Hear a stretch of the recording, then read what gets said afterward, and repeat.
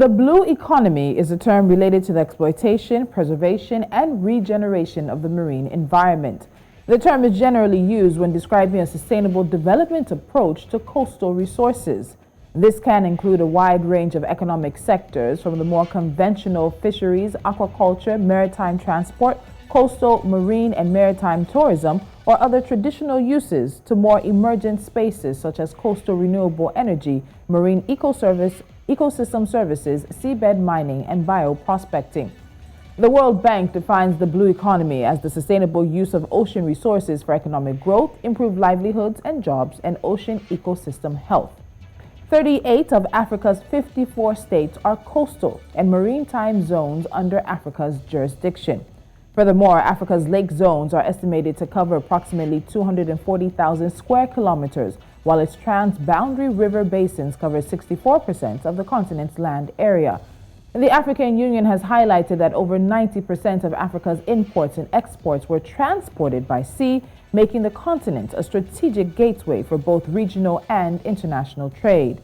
And subsequently, with the vast ocean and lake resources at its front door, African countries have a huge opportunity to diversify their economies and address the risk of relying on specific economic sectors which limit their chances to promote socioeconomic development.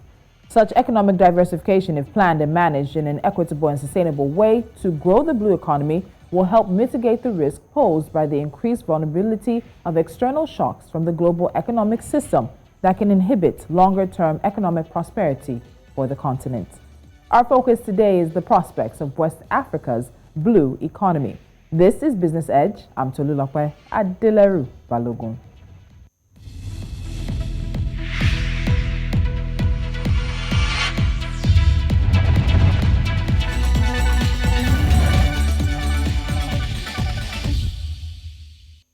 And joining me on the show today is Gbolahan Olojede. He's the Executive Director of DMA Advisory and Management Services Limited. Gbolahan, welcome to Business Edge. Thank you so much for joining me.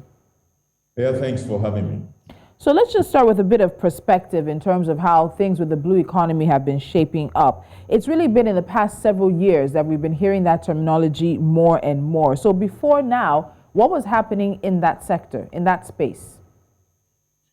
Well, we have not been paying much attention to the blue economy. That is a reality.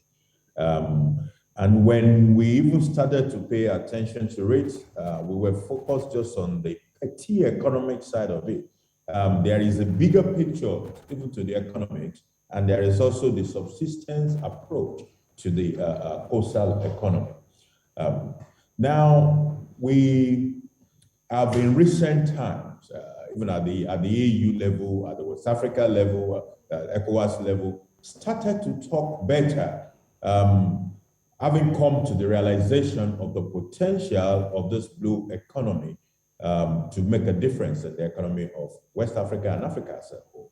So before now, we were joking. We were not paying attention to it. We're joking. All right, so let's stop the joking and let's get down to the serious business. So coastal cities, ports, coastal agriculture, industries, and fisheries account for about 56% of West Africa's GDP. And as you mentioned, the African Union, they have Agenda 2063 that declares the blue economy to be Africa's future and recognizes the key role that the ocean plays as a catalyst for socioeconomic transformation through that sector. So when you look around West Africa for what the blue economy can do, what do you see? It is amazing how much water West Africa has at its coast, the Atlantic, the Gulf, the entire Gulf of Guinea, and the rest of it. But how much of this have we put to use? You can start from a country like Nigeria and ask ourselves, the port operations in Nigeria, how much of the capacity to use that coastal line. You take a state like Ondo State, for example, which probably has the longest coastal line in Nigeria. There is no port, no working ports there. You can take a look at even the ones that we used to have in the past, the war in Awori and other parts of Nigeria that are currently not functional. It is the same message as you go across the coast of West Africa. Apart from transportation, which is what I just tried to talk about, and port operations. Now, in terms of fishing, the marine, the biodiversity in that place, how much have we been able to exploit that in terms of fishing as well as tourism, the beautiful coral reefs and all the rest of it? How much have we been able to? Not much has been done. In terms of renewable energy, so you have things like wave energy. You have things like deep sea renewable energy, where you can convert the energy at the bottom of the sea to some cooling effect and use it to cool houses and hotels and all the rest. How much of that have we done? Maybe in the space of mining, we might have done a bit. We have some offshore platforms, even in Nigeria and some other part of West Africa, where people are mining resources at the bottom of the sea. But what we're saying in essence is that we're just scratching the surface as at now, and the opportunities remain huge for West Africa and even Africa as a whole to put to better use. So I think, so the follow-up to that would then be, are we seeing now deliberate policies and decisions and actions that can help promote sustainable use of our lakes, our oceans, our sea resources? If Agenda 2063 of the African Union identifies the blue economy as Africa's future, we've heard from the African Development Bank as well as to the potential for it to create jobs. The World Bank has also said this. Everybody's talking about Africa's blue economy, and we're starting to finally have these conversations. But now, are we making the steps? Are there policies and decisions and actions that you're seeing that start to line up with the recognition of what the blue economy can do? Not much is going on in the policy area. That is the reality.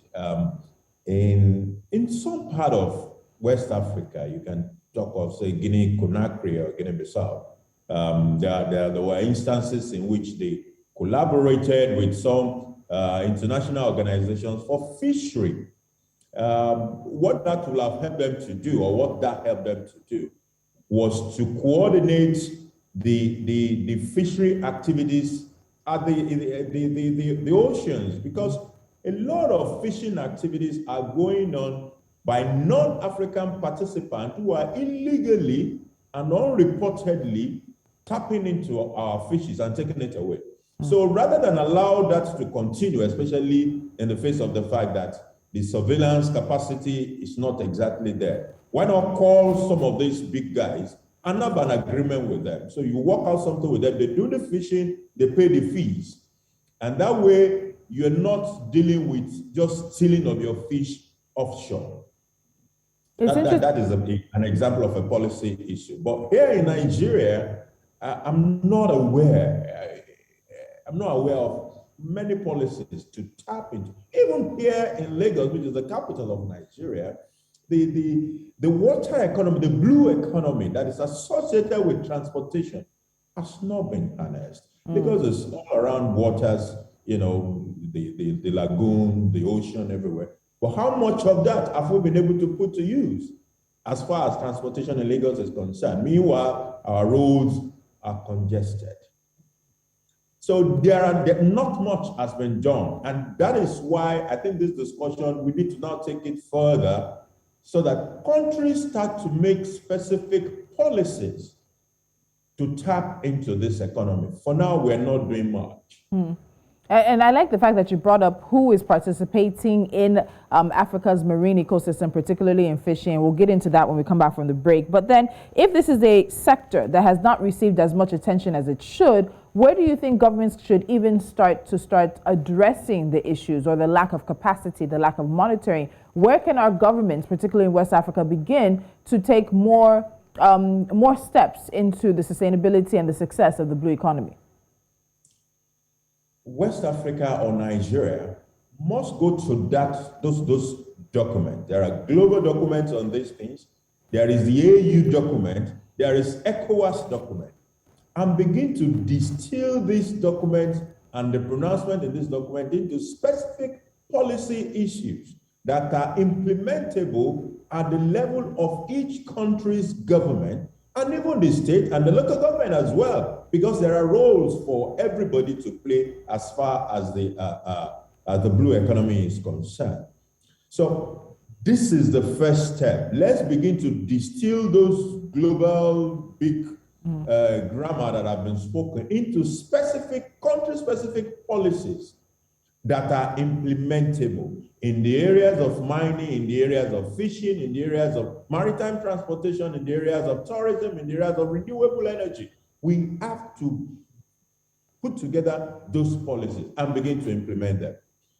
It is after we have formulated these policies that we can start talking of moving forward. Otherwise, those things will remain at the level of AU pronouncement, AU comments.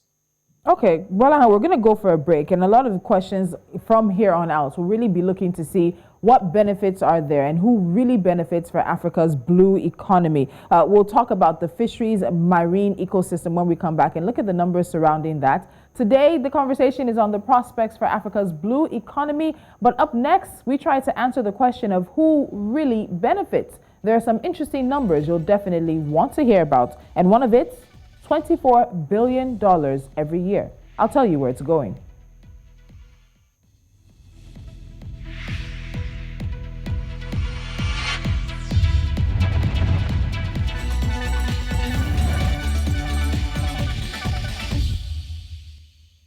Still with me is Gbolahan Olojede, Executive Director of DMA Advisory and Management Services.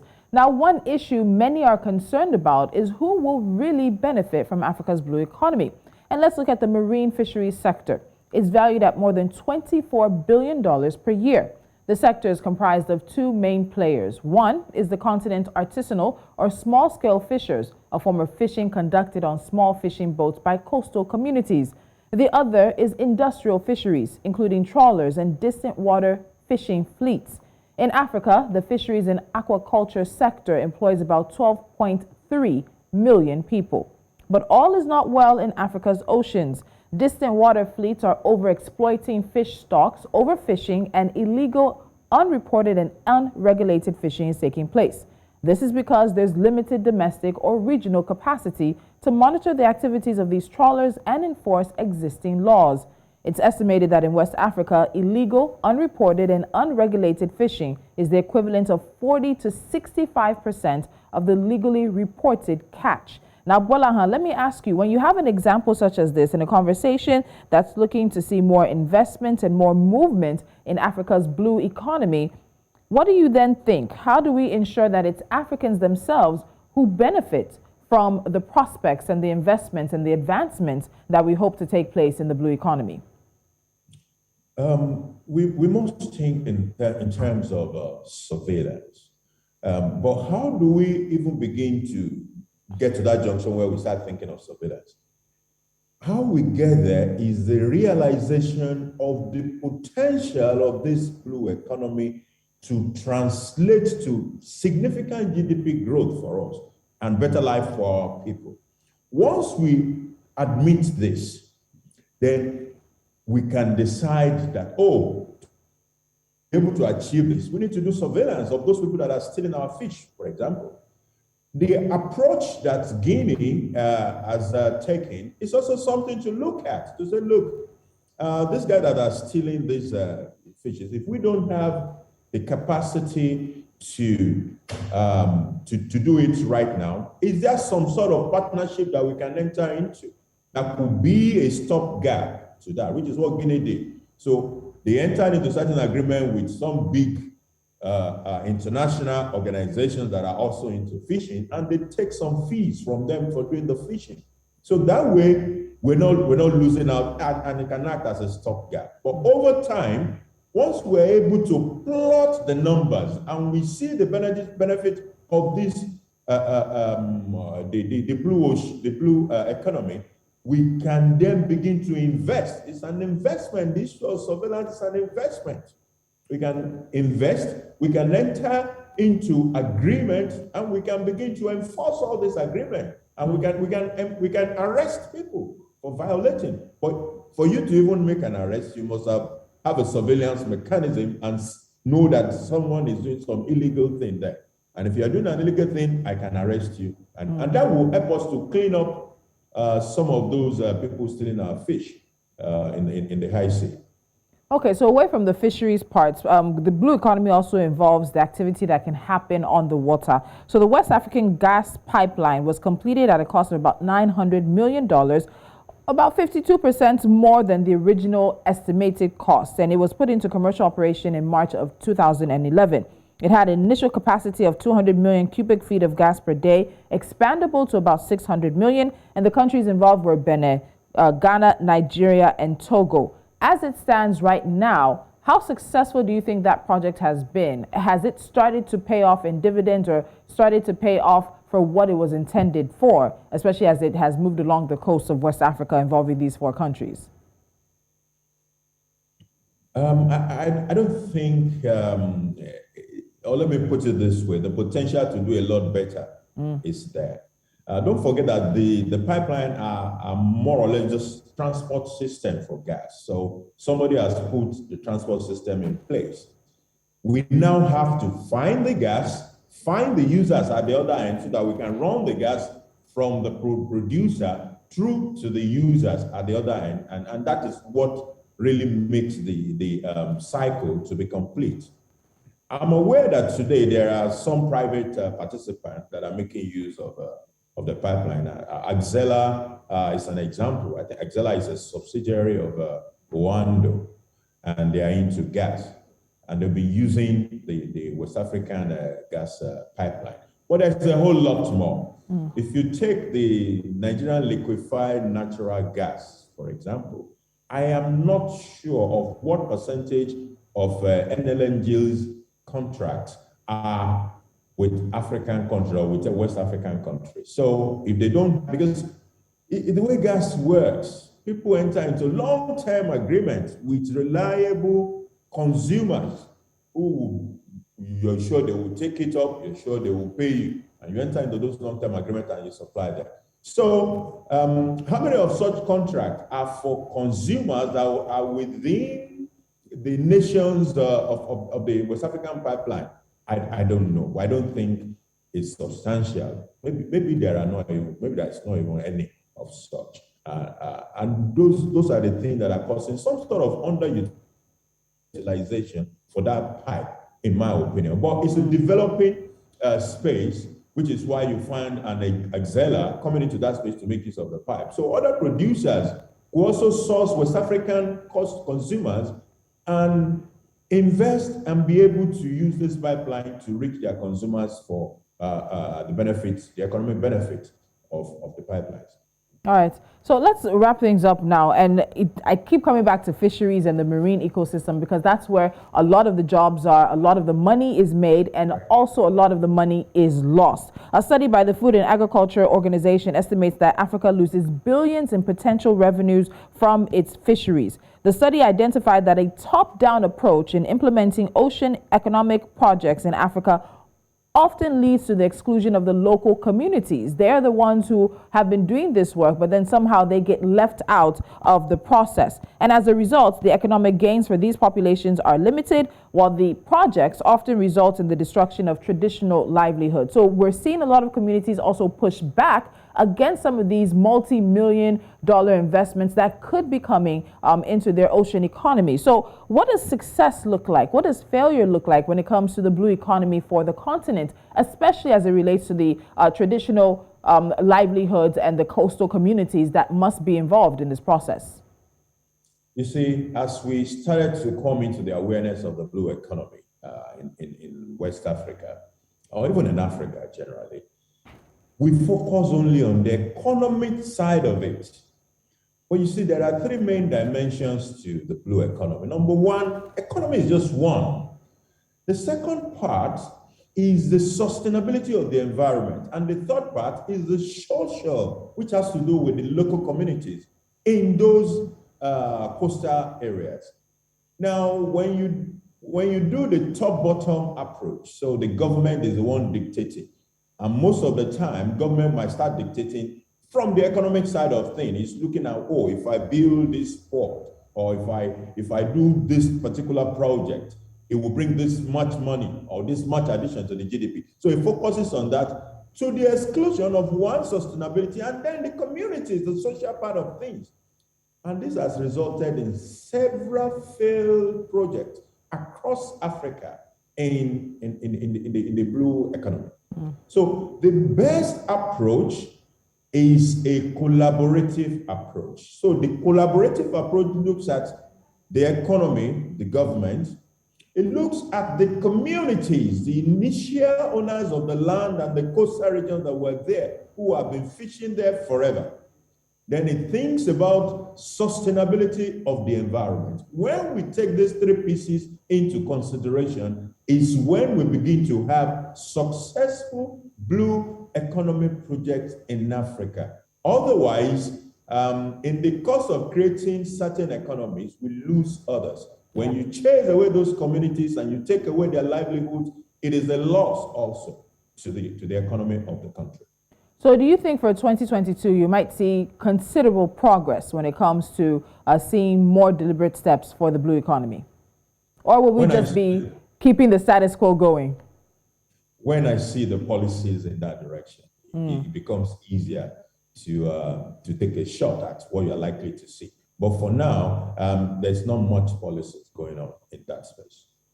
All right, so we'll leave it at that. And hopefully with COVID-19 forcing many more countries to look at different ways of making money, the blue economy will start to get the better attention and the best attention that it deserves. Gbolahan Olojede, thank you so much as always for joining me.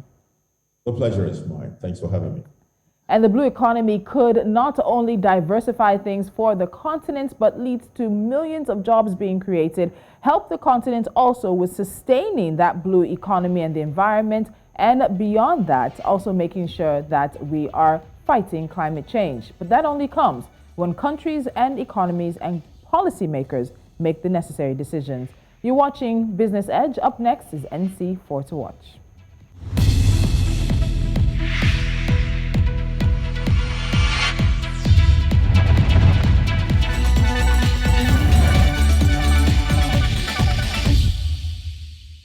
And we start with a look at oil, with many people are following very closely. Oil has risen more than 1% on Monday to near 7-year highs that it hit in the previous session due to supply concerns and political tensions in Eastern Europe. While in the Middle East, that also has prices on track for their biggest monthly gain in almost a year. Brent crude rose to $91.10 a barrel after adding 69 cents on Friday.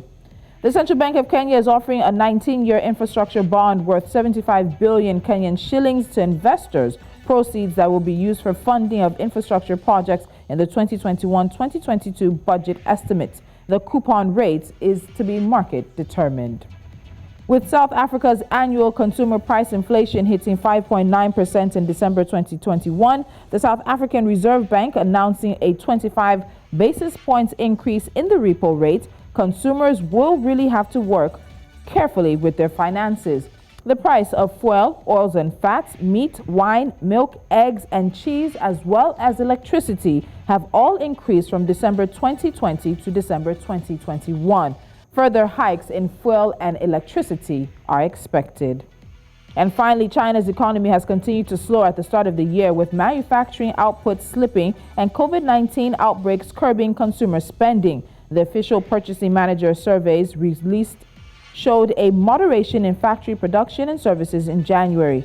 Small businesses bore the brunt of the pain, with a separate private index dropping to its lowest in almost 2 years. And that's the business we have for you today. Thank you so much for joining us. Don't forget to follow us on social media, download our mobile app, subscribe to our channel on YouTube, and keep us with you wherever you go. I'm Tolulope. Adeleru-Balogun. Have a pleasant day.